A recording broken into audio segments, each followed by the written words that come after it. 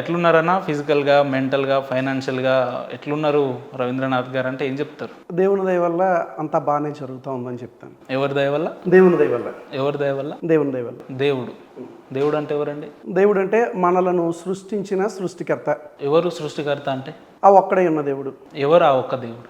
ఎవరైతే మనల్ని సృజించారో ఆ ఒక్కడే ఉన్న దేవుడు. ఓకే, అంటే ఆ దేవుడు ఎవరని నమ్ముతున్నారు మీరు అంటున్నా?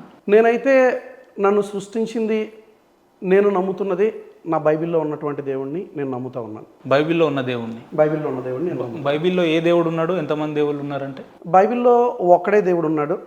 ఆయన్నే నేను దేవునిగా నమ్ముతా ఉన్నాను. ఒక్కడే దేవుడా? ఒక్కడే దేవుడు. అంటే మీరు పూర్తి స్వేచ్ఛా వాయువులతోనే చెప్తున్నారు. అవును. బైబిల్లో ఎంతమంది దేవుళ్ళు అంటే ఒక్కళ్ళని చెప్పారు. బైబిల్లో ఒక్కడే ఉన్న దేవుడి గురించే నేను చెప్తా ఉన్నాను. ఎవరా దేవుడు?